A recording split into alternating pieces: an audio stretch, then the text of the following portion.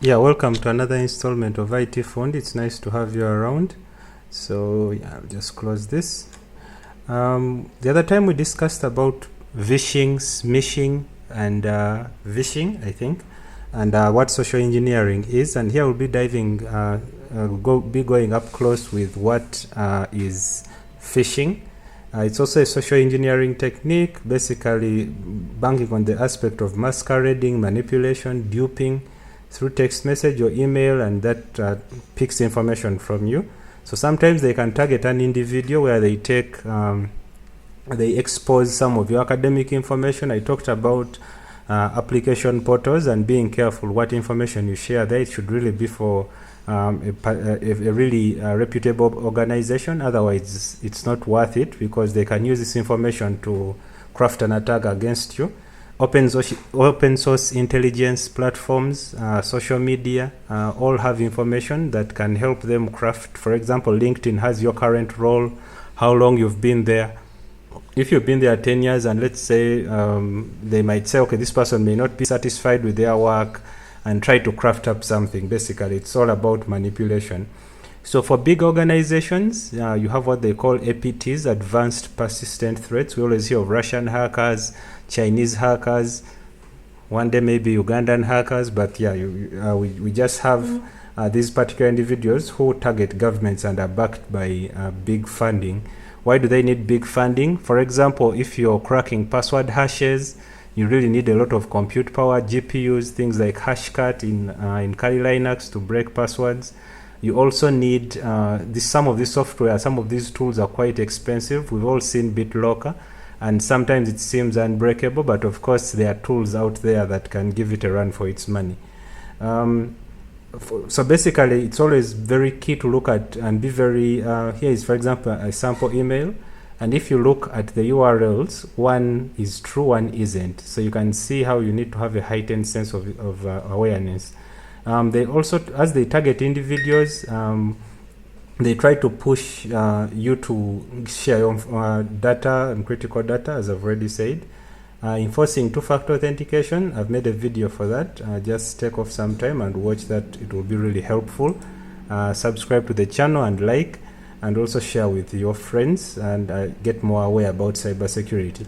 So here on this website, like I said, this is our presentation. They do all the work for us, and basically, and they do the most up-to-date work because their reputation is at stake.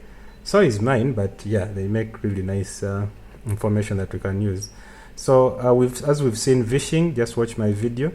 There is farming, where there is a bit of playing around with the DNS and hijacking it, and of course remember the DNS resolves, so they can really point you to and redirect you to another malicious website. HTTPS, basically also the same.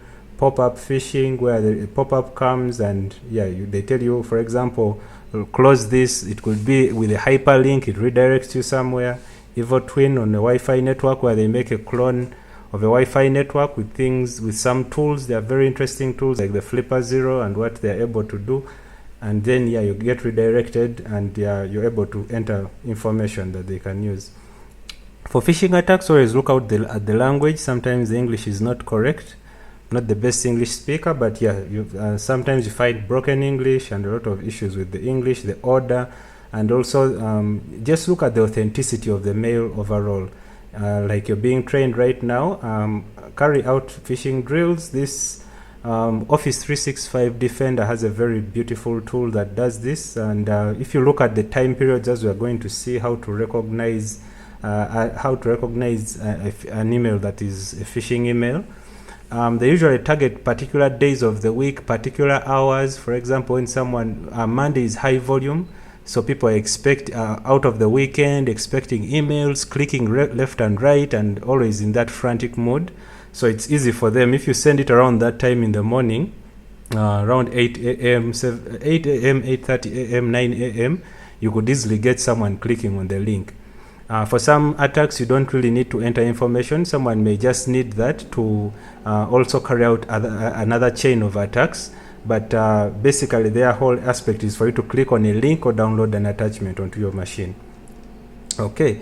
The FBI also talks about it, and like I said, watch my video for more. You will get all this information. How to recognize what a scam is. I hope the internet doesn't let me down. Let's see. Okay, right. So I just wanted us to see this. For example, you can see this text here. Most likely Microsoft might have crafted this. This is how Defender usually would look like.